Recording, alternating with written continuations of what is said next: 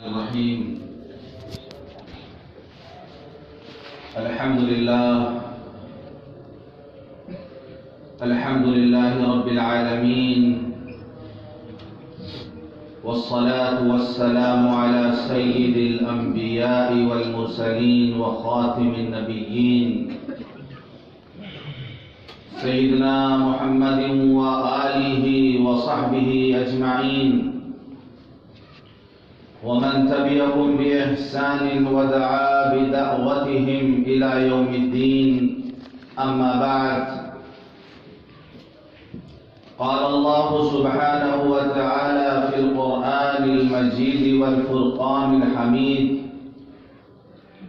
أعوذ بالله من الشيطان الرجيم، بسم الله الرحمن الرحيم. ألم نجعل له عينين ولسانا وشفتين وهديناه النجدين. وعن ابي هريره رضي الله عنه قال: قال رسول الله صلى الله عليه وسلم: من كان يؤمن بالله واليوم الآخر فليقل خيرا أو ليصمت، أو كما قال عليه الصلاة والسلام. رواه البخاری ومسلم. محترم بزرگوں، دوستوں اور دینی بھائیوں، حق بات حق نیت سے اور حق طریقے سے جب بھی کہی جائے گی وہ اثر انداز ہوگی.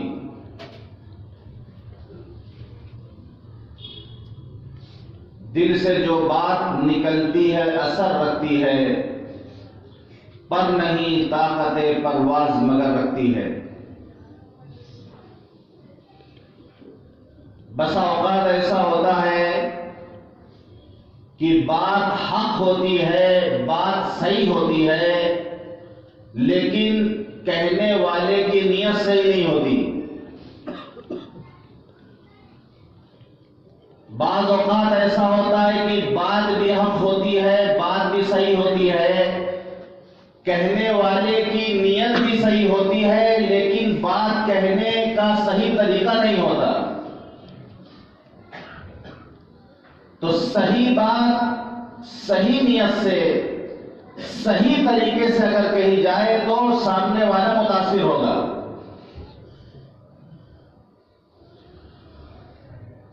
جب ہماری کسی سے ملاقات ہوتی ہے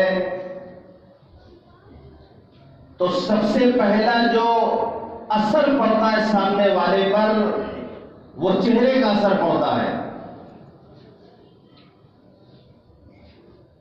اللہ فرماتا ہے: وَلَا تُصَعِّرْ خَدَّكَ لِلنَّاسِ،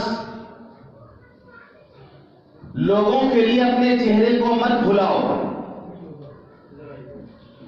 یہ گال کھلول والی زندگی اچھی زندگی نہیں ہوتی. ان کو دیکھ کے گال کھلائے ہوئے ہیں، ان کو دیکھ کے گال کھلائے ہوئے ہیں.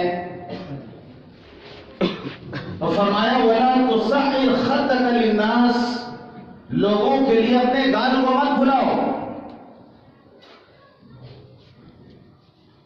اور حضور پاک صلی اللہ علیہ وسلم نے فرمایا کہ أَن تَلْقِيَ أَخَاكَ بِوَجْهٍ طَلِقٍ، کہ تم اپنے بھائی سے مسکراتے ہوئے ملو.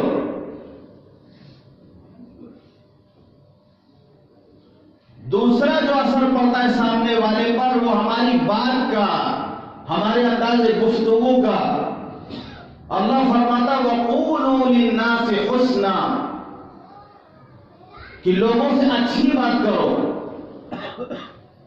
جو بات کہو صاف ہو، ستھری ہو، بھلی ہو. جو بات کہو صاف ہو، ستھری ہو، بھلی ہو، کڑوی نہ ہو، کھٹی نہ ہو، مصری کی ڈلی ہو.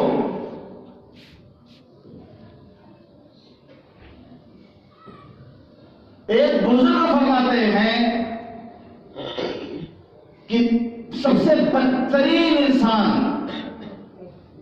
فرعون جس نے خدائی دعوت کیا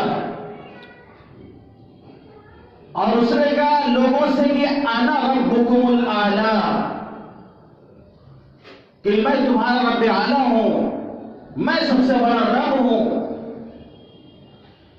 جس نے انا ربکم الاعلی کا نعرہ لگایا، اس سے بات کرنے کے لیے اللہ نے جب اپنے دو پیغمبر حضرت موسیٰ علیہ السلام اور ان کے بھائی حضرت ہارون علیہ السلام کو بھیجا تو اللہ نے حکم دیا فَقُولَا لَهُ قَوْلًا لَيِّنًا، دیکھو تم دونوں اس سے نرم نرم بات کرنا، تم دونوں اس سے نرم بات کرنا۔ بزرگ فرماتے ہیں فرعون کے بارے میں جب اللہ نے یہ کہا، اس شخص کے بارے میں جس نے انا ربکم الاعلی کہا تھا، اس کے بارے میں اللہ نے اپنے پیغمبروں کو یہ حکم دیا، تو وہ انسان جو نماز میں سبحان ربی الاعلی کہتا ہو، جو نماز میں سبحان ربی الاعلی کہتا ہو کہ پاک ہے میرا رب جو بلند و بالا ہے، جو سبحان ربی الاعلی کہتا ہو، تو اس سے بھی کس طرح بات کرنی چاہیے؟ اس سے بات کرنے کے لیے ہمارا لہجہ کیسا ہونا چاہیے؟ یہ زبان اللہ فرماتا ہے الم نجعل له عینین، کیا ہم نے تمہیں دو آنکھیں نہیں دی؟ ولسان وشفتین، اور ایک زبان اور دو ہونٹ نہیں دیے؟ تفسیر قرطبی میں علامہ قرطبی نے اس آیت کی تفسیر میں لکھا ایک حدیث قدسی کہ اللہ کہتا ہے میرے بندو، جب تمہاری آنکھ تم سے جھگڑا کرے اس چیز کے بارے میں جو میں نے حرام قرار دیا ہے، لیکن آپ کہتی ہیں اس کو دیکھو، تم سے جھگڑا رہی ہو، تمہاری آنکھ جب تم سے جھگڑا کرے اس چیز کے بارے میں جو ہم نے حرام قرار دیا ہے، تو اس کے لیے میں نے دو چھپر بھی لگا دیے نیچے اوپر، دو پنکھے ہمارے پاس جن سے ہم ان کو بند کر سکتے ہیں۔ میرے بندے، جب تمہاری زبان اس چیز کے بارے میں تم سے جھگڑا کرے جو میں نے حرام قرار دیا ہے، اس کو روکنے کے لیے میں نے تمہیں دو ہونٹ دیے ہیں، اس کے اندر اس کو بند کر دو۔ تو اللہ نے زبان کے ساتھ دو ہونٹ بھی دیے۔ حضرت عبداللہ بن مسعود رضی اللہ عنہ فرماتے ہیں اگر کسی کو سب سے زیادہ لمبی قید میں رکھا جائے تو سب سے زیادہ لمبی قید میں رکھنے کی یہ زبان ہے، اس کو قید میں رکھا جائے۔ ایک تابعی حضرت طاؤس رحمۃ اللہ علیہ بہت بڑے تابعی ہیں کہ ان کے اقوال تفسیروں میں ملتے ہیں، وہ فرماتے کہ زبان ایک درندہ ہے، مجھے ڈر ہے کہ اگر میں اسے چھوڑ دوں تو یہ مجھے پھاڑ کھائے۔ ایک بزرگ حضرت ربیع بن خیثم رحمۃ اللہ علیہ، یہ حضرت عبداللہ بن مسعود رضی اللہ عنہ کے بہت خاص الخاص شاگرد ہیں کہ جب یہ درس میں پہنچتے تھے، صحابی رسول حضرت عبداللہ بن مسعود رضی اللہ عنہ کے درس میں جب یہ پہنچتے تھے تو حضرت عبداللہ ابن مسعود رضی اللہ عنہ انہیں اپنے بالکل قریب بٹھاتے تھے اور فرماتے تھے لو رأیت رسول اللہ صلی اللہ علیہ وسلم لحبک، کہ اگر تمہیں رسول اللہ صلی اللہ علیہ وسلم دیکھتے تو تم سے محبت کرتے۔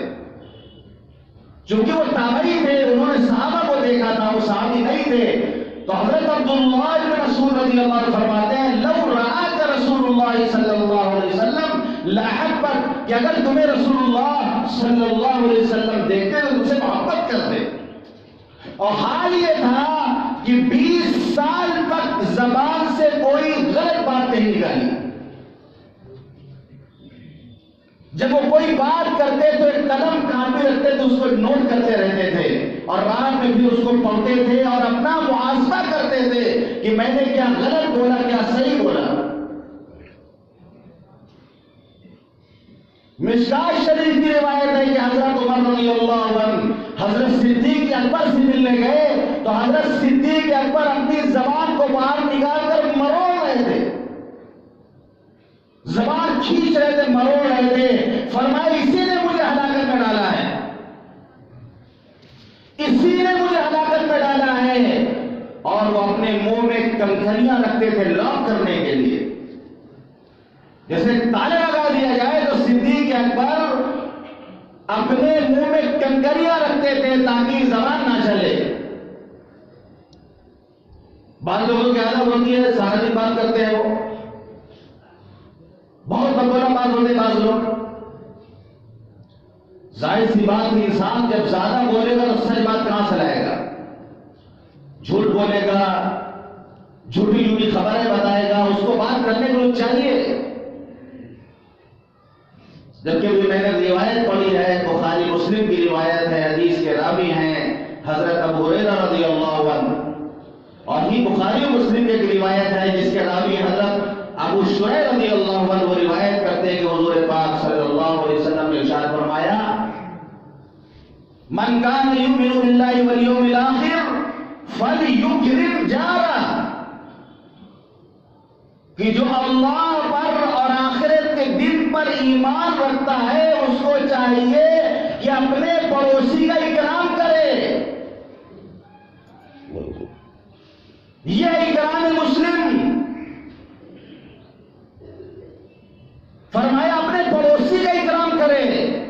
اکرام مسلم تو بہت وسیع ہے، ہم نے اس کو سمیٹ کر وہ چھوٹا کر دیا۔ ایک مخصوص طبقے کے لیے، ایک مخصوص لوگوں کے لیے اس کو ہم نے بالکل مختصر کر دیا ہے اکرام کا لفظ۔ فرمایا جو اللہ پر اور آخرت پر ایمان رکھتا ہے اس کو چاہیے کہ اپنے پڑوسی کا اکرام کرے، چاہے پڑوسی کوئی بھی ہو، وہ مسلمان ہو کہ غیر مسلم ہو، کسی بھی مذہب کا ماننے والا ہو، اگر ہمارا پڑوسی ہے وہ تو ہمیں اس کا اکرام کرنا چاہیے۔ ایک بزرگ تھے، وہ پڑوسیوں کے ساتھ اتنا اچھا سلوک کرتے تھے، ایک مرتبہ ان پر کچھ حالات آئے تو وہ گھر بیچ کر جانا چاہتے تھے۔ جب پڑوسیوں کو پتہ چلا کہ یار گھر بیچ کر چلے جائیں گے کہیں اور رہنے کے لیے، ان لوگوں نے گھر بکنے نہیں دیا اور ان کی جو ضرورت تھی اس کو انہوں نے پورا کیا کہ آپ ہم کو چھوڑ کے کہیں نہ جائیں۔ ہمارا معاملہ جب ایسا ہوگا پڑوسیوں کے ساتھ تو پڑوسی ہماری خود مدد کریں گے۔ جس وقت بٹوارا ہوا تھا ہندوستان کا، لوگ بھاگ رہے تھے پڑوسی ملک میں، ایک بزرگ تھے جو غالباً امرتسر رہتے تھے کسی گاؤں میں، سب مسلمان بھاگ گئے۔ جب وہ جانے لگے تو ہندو بھائی ہاتھ جوڑ کر ان کے سامنے کھڑے ہو کر کہ حضرت آپ ہمیں چھوڑ کے نہ جائیں۔ انہوں نے کہا کہ سب تو چلے گئے، ہم اکیلے کیا کریں گے یہاں رہ کر؟ یہاں پر کوئی مسجد نہیں ہے، ہم یہاں رہ کے کیا کریں گے؟ ان لوگوں نے کہا کہ ہم آپ کے لیے مسجد بنائیں گے لیکن آپ ہمیں چھوڑ کے نہ جائیں۔ تو ہمارے درمیان ایسی ہستیاں بھی تھیں جن کے سامنے غیر مسلم ہاتھ جوڑ کے کہتے تھے کہ آپ ہمیں چھوڑ کے نہ جائیں، کہ ان کا معاملہ ان کے ساتھ کتنا عمدہ رہا ہوگا، ان کا سلوک ان کے ساتھ کتنا رہا ہوگا، کتنے اخلاق کے ساتھ وہ اسے پیش آتے رہے ہوں گے۔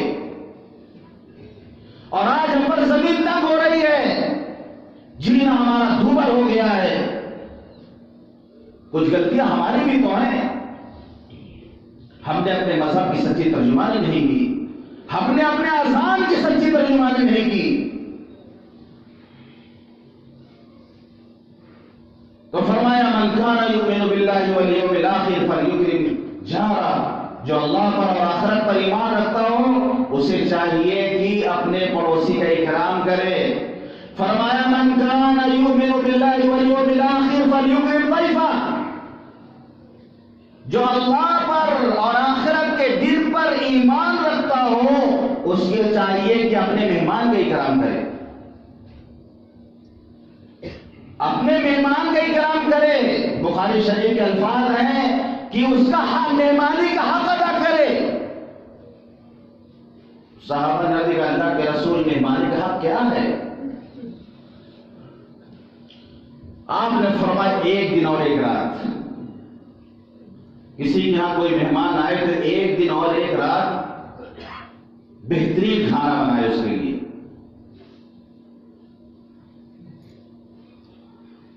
ایک دن اور ایک رات تکلف کرے، بہترین کھانا بنائے، جو اس کے ہو سکے اچھا سے اچھا کھانا بنائے ہو۔ ہم نام بھی گنا سکتے ہیں کھانے کا، لیکن بلا وجہ منہ میں پانی آئے گا کوئی فائدہ نہیں۔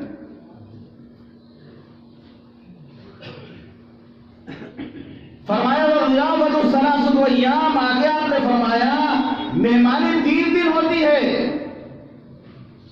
ایک دن تو آپ نے جو ہے اچھا سے اچھا کھانا بنا دیا، بچا 2 دن۔ 2 دن بھی جو ہو سکے آپ اس کے ساتھ اکرام کیجئے۔ فرمایا ضیافت جو ہے 3 ایام 3 دن ہوتی ہے۔ فَمَا وَرَاءَ ذَلِكَ فَهُوَ الصَّدَقَةُ، 3 دن کے بعد جو ہوتا ہے وہ صدقہ ہوتا ہے۔ اگر کوئی مہمان کا اکرام کر رہا تو اس کو صدقے کا ثواب مل رہا۔ اور مسلم شریف کے الفاظ یہ ہے، آپ نے فرمایا کسی مسلمان کے لیے مناسب نہیں کہ وہ اپنے بھائی کے ہاں اتنا دن ٹھہرے کہ اس کو گنہگار کر دے۔ صحابہ نے عرض کیا اللہ کے رسول گنہگار کیسے کرے گا؟ فرمایا اس کے اتنا لمبا ٹھہر گیا کہ اس کے پاس سامان نہ ہو جس سے اس کا اکرام کر سکے وہ۔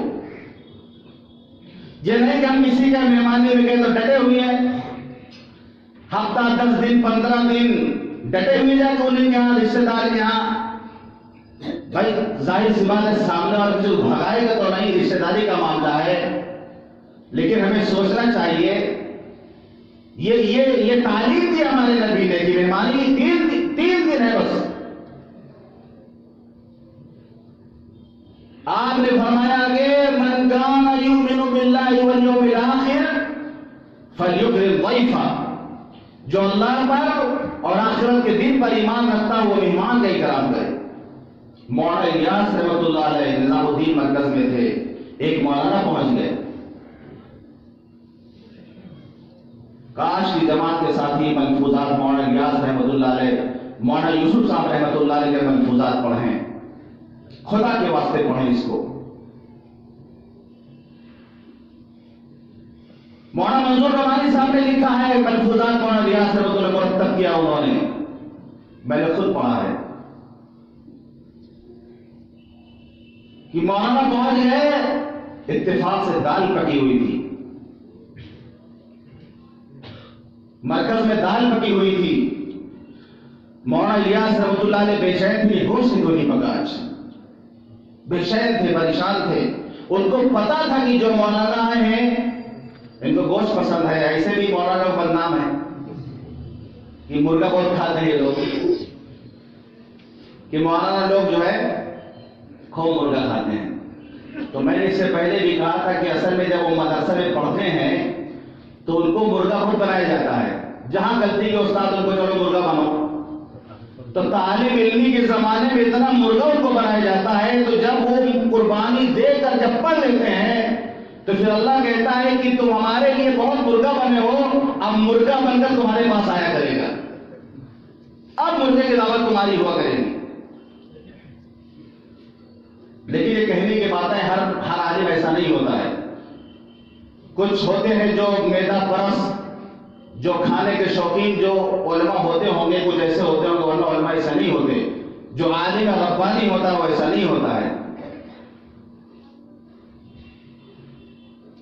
تو گوشت نہیں پکا تھا، تو جو لوگ وہاں موجود تھے تو ان کو بہت تعجب ہو رہا تھا کہ حضرت اتنا پریشان کیوں ہے، نہیں پکا گوشت نہیں پکا، دال پکی، دال کھا لیں گے۔ اس وقت مولانا الیاس رحمۃ اللہ نے فرمایا من کان یؤمن باللہ والیوم الآخر فلیکرم ضیفہ، کہ ہمارے نبی نے فرمایا ہے کہ جو اللہ پر اور آخرت کے دن پر ایمان رکھتا ہے اس کو چاہیے کہ وہ مہمان کا اکرام کرے۔ اور پھر آگے فرمایا مہمان کا اکرام یہ ہے کہ اس کی پسندیدہ چیز مہیا کی جائے.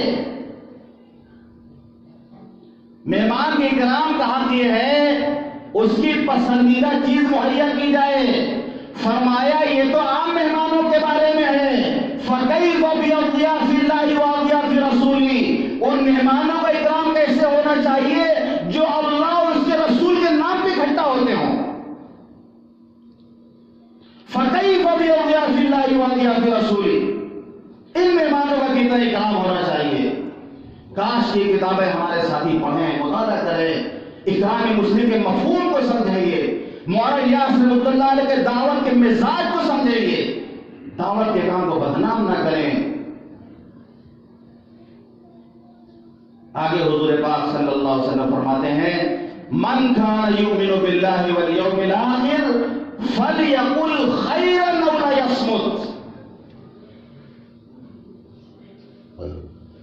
کہ جو اللہ پر اور آخرت کے دن پر ایمان رکھتا ہے اس کو چاہیے کہ وہ جب بات کہے تو اچھی بات کہے ورنہ خاموش رہے. بات کہے تو اچھی بات کہے ورنہ خاموش رہے. یہ نہیں کہ منہ میں جو بات آ رہی بس اس کو زبان سے نکالنا ہے, اس کو بولنا ہے. بخاری مسلم کی روایت حدیث کے راوی ہیں حضرت سہل بن سعد رضی اللہ عنہ, وہ روایت کرتے کہ حضور صلی اللہ علیہ وسلم نے ارشاد فرمایا من یضمن لی ما بین لحییہ وما بین رجلیہ اضمن لہ الجنہ. جو دو چیزوں کی ضمانت لے لے, جو دو چیزوں کی ضمانت لے لے, ایک تو وہ جو اس کے دو جبڑوں کے بیچ میں ہے یعنی زبان, اور ایک وہ جو اس کے دونوں ٹانگوں کے بیچ میں ہے یعنی شرمگاہ. کہ زبان کو غلط استعمال نہیں کرے گا, شرمگاہ کو غلط استعمال نہیں کرے گا. جو ان دو چیزوں کی ضمانت لے لے اضمن لہ الجنہ, میں اس کے لیے جنت کی گارنٹی لیتا ہوں, میں جنت کی ضمانت دیتا ہوں اس کے لیے کہ زبان کو غلط کاموں میں مبتلا نہ کرے, شرمگاہ کو غلط جگہ استعمال نہ کرے. اللہ فرماتا قل للمؤمنین یغضوا من ابصارهم ویحفظوا فروجهم ذلک ازکی لهم ان اللہ خبیر بما یصنعون. اے نبی آپ مومنین سے کہہ دیجئے کہ اپنی نگاہوں کی حفاظت کریں, اپنی شرمگاہوں کی حفاظت کریں, یہ ان کے لیے زیادہ بہتر ہے. ان اللہ خبیر بما یصنعون. یہ جو کرتے ہیں نا, جو کرتے ہیں اللہ باخبر ہے, اللہ دیکھ رہا, اللہ باخبر ہے. چاہے وہ چالاکی سے بد نظری کر لے, کوئی جگاڑ سے بد نظری کر لے, دائیں بائیں ڈھانک کر کوئی دیکھ تو نہیں رہا چپے سے بد نظری کر لے. بھائی مخلوق دھوکہ کھا سکتی ہے, دوست دھوکہ کھا سکتے ہیں, مجلس میں بیٹھے ہوئے ساتھی دھوکہ کھا سکتے ہیں کہ دائیں بائیں بہانہ کر کے دیکھ لیا. اللہ کہتا ہے ان اللہ خبیر بما یصنعون. اللہ جو ہے باخبر ہے. یہ ایسی بات تھی کہ عورتوں کو پھر اللہ نے الگ کہا. جو حکم قرآن میں آپ دیکھیں گے مردوں کو خطاب کر دیا گیا, مردوں کے ذمہ عورتیں بھی آ گئی, لیکن یہ اتنی اہم بات تھی مردوں کو الگ اللہ نے خطاب کیا, عورتوں کو الگ خطاب کیا. فَقُلْ لِلْمُؤْمِنَاتِ يَغْضُضْنَ مِنْ أَبْصَارِهِنَّ وَيَحْفَظْنَ فُرُوجَهُنَّ. کہ نبی آپ مومن عورتوں سے کہہ دیجئے کہ اپنی نگاہوں کی حفاظت کریں, اپنی شرمگاہوں کی حفاظت کریں. آج حالت یہ ہے کہ عورتیں یہ سمجھتی ہیں کہ ہم ایسے بن کے باہر نکلیں گے کہ لوگ ہمیں دیکھیں, اور مرد جو ہے 5-5 10-10 کر کے ہر موڑ پہ اسی مقصد کے لیے کھڑے ہوئے ہیں. پھر کھانے میں چلنا مشکل ہے. جس جگہ جائے 5-6 لڑکے آدمی اس کونے اس کونے اس کونے کھڑے ہیں, کوئی لڑکی گزر رہی, کوئی نہ کوئی تو کچھ بولتا ہی ہے, کوئی آواز نکالتا ہے دھیرے سے, کوئی کچھ کمنٹ کرتا ہے دیکھ کر کے اس کو. تو دونوں طرف آگ برابر لگی ہوئی ہے, کوئی کسی سے کم نہیں ہے.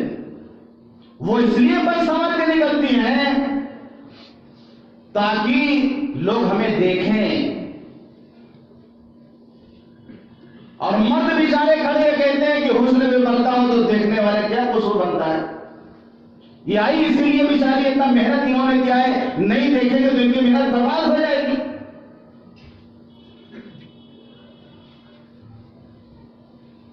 الفت کا جب مزہ ہے کہ وہ بھی ہو بے قرار, الفت کا جب مزہ ہے کہ وہ بھی ہو بے قرار, دونوں طرف وہاں برابر لگی ہوئی, تو دونوں طرف برابر لگی ہوئی ہے. دنیا کا سب سے بدترین منظر میں بتاؤں, سب سے بدترین منظر کہ جب ایک نقاب والی عورت نقاب پہن کر اور جی ٹی روڈ پر پھچکا کھڑی ہوئی پھچکا کھاتی ہے, اس سے بدترین کوئی منظر نہیں ہوتا. بدنام کرتی ہے وہ اسلام کو, بدنام کرتی ہے وہ مسلمان پاکدامن عورتوں کو, مذاق اڑاتی ہو اپنے نقاب کا, اپنے برقعے کا, اپنے پردے کا. خدا کے واسطے اپنی ماں بہنوں کو سمجھائیں. ایک ماحول ہے, جا کے دیکھیں آپ کربلا میدان میں, جی ٹی روڈ پہ جا کے آپ دیکھیں, اور جتنی بدماشی ہوتی ہے سب پھچکے کی دکان پہ ہوتی ہے. سارے ملنے کی جگہ, فساد کی جگہ سب پھچکے کی دکان ہے. ہماری ماں بہنیں وہاں پہنچی ہوئی ہیں. لوگ کہہ رہے ہیں کہ میٹھی میٹھی بات کرو, اور خود سنا رہے ہیں سب کو. یہ دل کا درد ہے جو زبان پہ آ جاتا ہے. کیا تقریر کی جائے, میں تھک گیا ہوں تقریر کر کے, تھک گیا ہوں میں تقریر کر کے.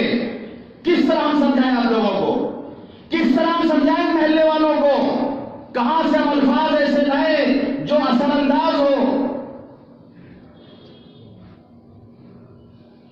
فرمایا دو چیزوں کی گارنٹی لے لو, نگاہ زبان کی اور شرمگاہ کی, میں جنت کی ضمانت دیتا ہوں. تو زبان یہ اللہ کی بہت بڑی نعمت ہے, لیکن اس کا استعمال صحیح ہونا چاہیے. بخاری اور مسلم کی روایت ہے, حدیث کے راوی حضرت ابو ہریرہ رضی اللہ عنہ فرماتے ہیں کہ میں نے حضور پاک صلی اللہ علیہ وسلم کو ارشاد فرماتے ہوئے سنا کہ بندہ اپنی زبان سے ایک بات کہتا ہے جس پر غور فکر نہیں کرتا, زبان سے کہہ دیتا ہے اس پر غور فکر نہیں کرتا, تو اس کی وجہ سے, اس بات کی وجہ سے مشرق اور مغرب کے درمیان دوری سے بھی زیادہ جہنم کی آگ کی طرف گرتا ہے.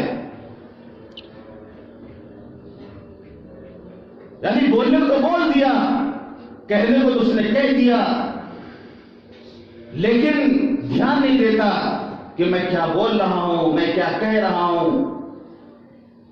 معمولی بات اس کو لگتی ہے, لیکن اس بات کی وجہ سے وہ جہنم کی گہرائیوں میں جا کے گرتا ہے.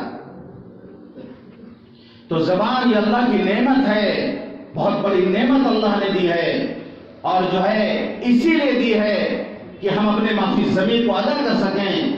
جہاں مناسب ہوں وہیں پر ہم بولیں. عربی شاعر کہتا ہے وَقُلْ مِنَ الْكَلَامِ مَا رَاقَ بِالْمَقَامِ كَرَائِقِ الْأَشْعَارِ وَطَيِّبِ الْأَخْبَارِ وَاتْرُكْ كَلَامَ السُّفَهَاءِ وَالنُّكَتَ الْمُبْتَذَلَةَ وَلَا تَكُنْ مِلْحَاهَا وَاسْتَنِبْ الْمِزَاحَ فَكَثْرَةُ الْأُجُورِ نَوْعٌ مِنَ الْجُنُونِ. عربی شاعر کہتا ہے جب تم کسی مجلس میں کسی جگہ پہنچو, وَقُلْ مِنَ الْكَلَامِ مَا رَاقَ بِالْمَقَامِ, ایسی بات کہو جو موقع محل کے اعتبار سے بہترین ہو.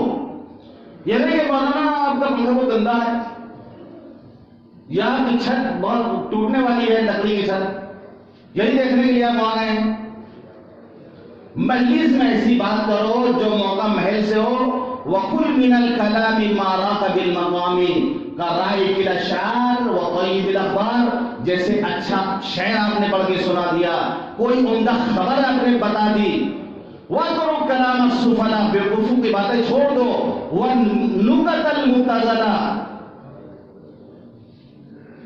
وَلَا تَكُنْ مِلْحَاهَا وَاسْتَنِبْ الْمِزَاحَ, چاپلوس مت بنو. بعض لوگوں کی چاپلوسی کا عادت ہوتی ہے, منہ میں بہت تعریف کریں گے, ایک دم چاپلوسی کریں گے, اور سامنے والا پھول کے غبارہ ہو جاتا ہے، اور غبارے کے ویلو آپ جانتے ہیں کیا ہے، تھوڑی دیر بعد ہوا نکل جاتی ہے اس کی۔ حدیث میں آتا ہے جو تمہارے منہ پہ تعریف کرے زمین سے مٹی اٹھا کے اس کے منہ میں ٹھوس دو اس مٹی کو، چاپلوس سے وہ۔ تو فرمایا ولا تکن منها، چاپلوس مت بنو۔ جو تمہاری کمی اگر بتا رہا ہے تو وہ چاپلوسی نہیں کر رہا، تمہاری خیرخواہی کر رہا ہے۔ جو تمہارے کو ہاں بہت اچھی بات، بہت اچھا کام کرے، ماشاء اللہ سبحان اللہ، چاپلوسی کر رہا وہ۔ اگر کوئی کمی دیکھتا ہے تمہیں بتاتا ہے یہ کمی، اس کو دور کرو، وہ تمہارا خیرخواہ ہے۔ ابھی معاملہ ہے کہ آدمی خیرخواہ سے دشمنی کرتا ہے اور چاپلوس سے دوستی کرتا ہے۔ معاملہ الٹا ہونا چاہیے، چاپلوس کے منہ میں مٹی ڈال کر کے اس کو بھگا دینا چاہیے، اور جو ہماری کمیاں ہمیں بتائے ہمیں اس کا استقبال کرنا چاہیے کہ نہیں ہمارا خیرخواہ ہے۔ تو فرمایا وَلَا تَكُن مِنْهَا، چاپلوس مت بنو، وَاجْتَنِبِ الْمِزَاحَ، ہنسی مذاق سے پرہیز کرو۔ فَكَثْرَةُ الْمُجُونِ نَوْعٌ مِنَ الْجُنُونِ، زیادہ شیخی بگھارنا یہ بھی ایک پاگل پن ہے۔ بعض لوگ کہتے ہیں وہ شیخی بگھارتے ہیں، تو فرمایا زیادہ شیخی بگھارنا یہ بھی قسم کا جنون ہے، قسم کا پاگل پن ہے۔ تو ہمارے لیے تعلیم ہے کہ بزرگ فرماتے ہیں پہلے تولو پھر بولو۔ ہم جو بات کریں پہلے سوچ سمجھ لیں، اس کے بعد بولیں۔ وقت ہو گیا ہے، انشاءاللہ اس موضوع پر اور گفتگو کیا جائے گا۔ زبانی کا تو بولنا ہے اور زبانی کا موضوع بھی ہے، تو انشاءاللہ پھر اسی موضوع پر کچھ باتیں کی جائیں گی۔ اللہ تعالی ہم سب کو کہنے اور سننے سے